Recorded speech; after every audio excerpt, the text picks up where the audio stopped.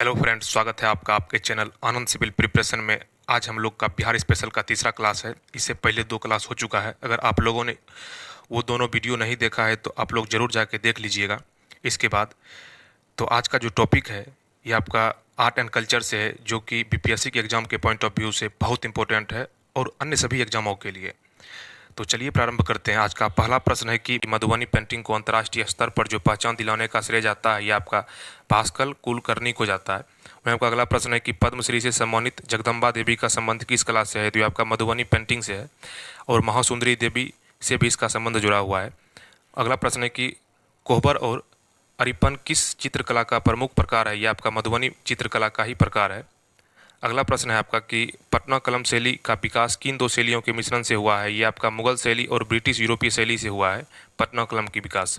वहीं आपका अगला प्रश्न है कि पटना कलम के प्रथम महत्वपूर्ण चित्रकार कौन थे, तो ये आपका सेवक राम जो थे, ये आपका पटना कलम के प्रमुख चित्रकार थे। वहीं आपका अगला प्रश्न है कि पटना कलम के अंतिम मुख्य चित्रकार किसे माना जाता है, तो ये आपका ईश्वरी प्रसाद को माना जाता है।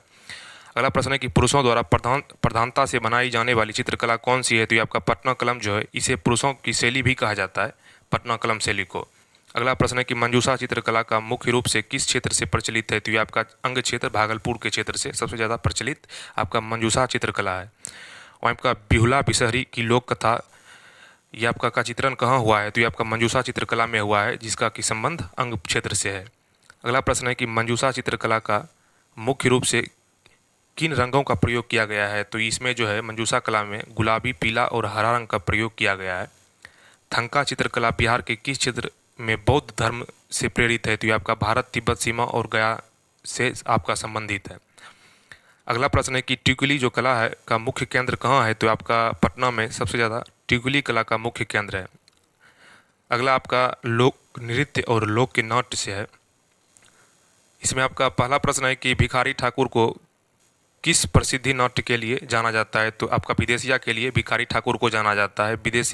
विदेश जाने वाले पतियों को पीछे छूटी हुई पत्नियों के दर्द को दर्शाने वाला नृत्य कौन सा है, तो ये आपका विदेशिया है। अगला है आपका कि केवल महिलाओं द्वारा चांदनी रात को आंगन में किया जाने वाला नृत्य कौन सा है, तो ये आपका जाट जाटिन जो है, केवल महिलाओं द्वारा चांदनी रात को आंगन में किया जाने वाला नृत्य है, जाट जाटिन। अगला प्रश्न है कि वर्षा ऋतु में इंद्र देवता को प्रसन्न करने के लिए कौन सा नृत्य होता है, तो ये आपका झिझिया नृत्य जो होता है इंद्र देवता को प्रसन्न करने के लिए किया जाता है। अगला प्रश्न है कि सामा चकेवा लोक पर्व नाट्य मुख्य रूप से कहाँ प्रसिद्ध है, तो ये आपका जो है ये आपका मिथिलांचल में सबसे ज़्यादा प्रचलित सामा चकेवा है। वहीं आपका भाई बहन के पवित्र प्रेम का भी प्रतीक सामा चकेवा ही है। अगला प्रश्न है कि डोमकच जो नृत्य है किस अवसर पर किया जाता है, तो विवाह के अवसर पर वर पक्ष की महिलाओं द्वारा किया जाता है डोमकच नृत्य। अगला प्रश्न है कि बिहार का वह नृत्य जो कथक के समान माना जाता है, तो आपका नटुआ नृत्य को कथक के समान माना जाता है। अगला आपका है कि कर्मा नृत्य किन जातियों से में प्रसिद्ध है, तो कर्मा नृत्य जो है ये आपका आदिवासी समुदाय जैसे उरांव में सबसे ज़्यादा प्रचलित आपका कर्मा नृत्य है। वहीं आपका अगला प्रश्न है कि अगला आपका है कि मेले और त्यौहार, जो कि आपका बिहार से ही स्पेशल है, बिहार से ही जुड़ा हुआ। तो इससे भी देख लेते हैं। छठ पूजा में किन नदी और किसकी पूजा की जाती है, तो आपका गंगा नदी और सूर्य देवता की पूजा की जाती है। प्रत्यूष और उषा की पूजा की जाती है। विश्व प्रसिद्ध सोनपुर मेला किन नदी के संगम पर लगता है, तो ये आपका गंडक और गंगा नदी के संगम पर लगता है। सोनपुर मेले को स्थानीय भाषा में क्या कहा जाता है, तो आपका छतर मेला या कोनहारा मेला के नाम से भी जाना जाता है सोनपुर मेला को। वहीं आपका पितृपक्ष का जो मेला लगता है ये आपका गया में फाल्गु नदी के तट पर लगता है। अगला प्रश्न है कि सौठ मेला सौराष्ट्र सभा जहां शादियां तय की जाती है कहाँ लगता है, तो ये आपका मधुबनी में सौठ मेला सौराष्ट्र सभा लगता है। वहीं आपका अगला प्रश्न है कि बांसी मेला बिहार के किस जिले में लगता है, तो ये आपका बांका में बांसी मेला लगता है। वहीं आपका अगला प्रश्न है कि मलमास मेला जो होता है ये आपका किस शहर में आयोजित किया जाता है, तो ये आपका राजगीर में आयोजित किया जाता है। वहीं सावनी जो मेला है ये आपका सुल्तानगंज में कहाँ तक जाता है, तो ये आपका सुल्तानगंज से देवघर झारखंड जाता है। अब अगला है आपका स्थापत्य कला और मूर्तियाँ। बिहार में दीदारगंज यक्षी की मूर्ति किस काल की है, तो ये आपका जो है दीदारगंज यक्षी की मूर्ति ये आपका मौर्य काल की है। वहीं आपका अगला प्रश्न है कि बराबर की गुफा जो गया में है किसने निर्माण करवाया था, तो ये आपका अशोक और दशरथ ने निर्माण करवाया था। लोमस ऋषि की गुफा किस पर्वतमाला में स्थित है? तो ये आपका बराबर की पहाड़ियों में स्थित है। अगला प्रश्न है कि नालंदा विश्वविद्यालय की खुदाई में किस काल की कांस्य मूर्ति मिली है? तो ये आपका पाल काल की कांस्य मूर्ति मिली है। धीमन और विट्ठल पाल मुख्य कलाकार थे इसका। अगला प्रश्न है कि बौद्धि मंदिर जो कि यूनेस्को साइट में भी है कहाँ स्थित है? तो ये आपका बोध गया में स्थित है। अगला प्रश्न है कि बिहार का सबसे ऊंचा जो स्तूप है ये आपका केसरिया स्तूप है जो कि पूर्वी चंपारण में स्थित है। पादरी की हवेली जो कि पटना में स्थित है किस वास्तु का कला का उदाहरण है? तो ये आपका जो है गोथिक कला का उदाहरण पादरी हवेली है जो कि पटना में स्थित है। अब साहित्य और भाषा से देख लेते हैं जो कि बिहार से रिलेटेड है। आपका इसमें है कि मैथिली कोकिल के नाम से भी जाना जाता है, या आपका विद्यापति को मैथिली कोकिल के भी नाम से जाना जाता है। अगला प्रश्न है कि विद्यापति की जो प्रसिद्ध रचनाएं हैं ये आपका कीर्तिलता और कीर्ति पताका है।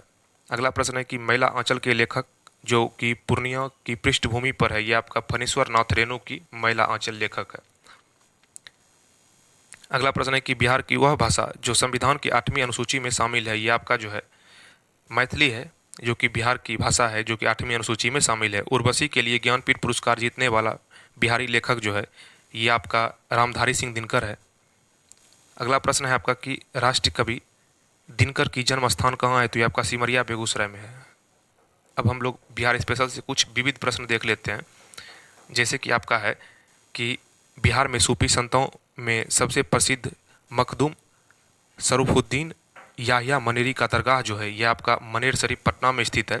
सिख के 10वें गुरु गोविंद सिंह का जन्म जो हुआ था ये आपका पटना साहिब में 1666 में हुआ था। बिस्मिल्लाह खां शहनाई वादक का जन्म बिहार के किस जिले में हुआ था? तो ये आपका डुमराव बक्सर में हुआ था। बिहार की पहली हिंदी फिल्म कौन सी है? तो ये आपका कल हमारा है, यही आपका बिहार की पहली हिंदी फिल्म है। वह आपका अगला प्रश्न है कि बिहार की पहली जो भोजपुरी फिल्म है ये आपका हे गंगा मैया तोहे पियरी चढ़ेबो, यही आपका बिहार की पहली भोजपुरी फिल्म है।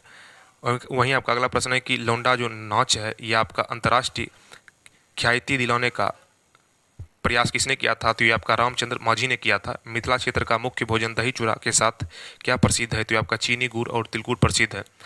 वहीं आपका लास्ट प्रश्न है कि गया का तिलकुट और सिलाव का खाजा को क्या प्राप्त है? तो ये आपका जीआई टैग प्राप्त है। वहीं आप ये बताइएगा कि जर्दालू आम जो है उसे जीआई टैग दिया गया है, ये आपका कहाँ का प्रसिद्ध है?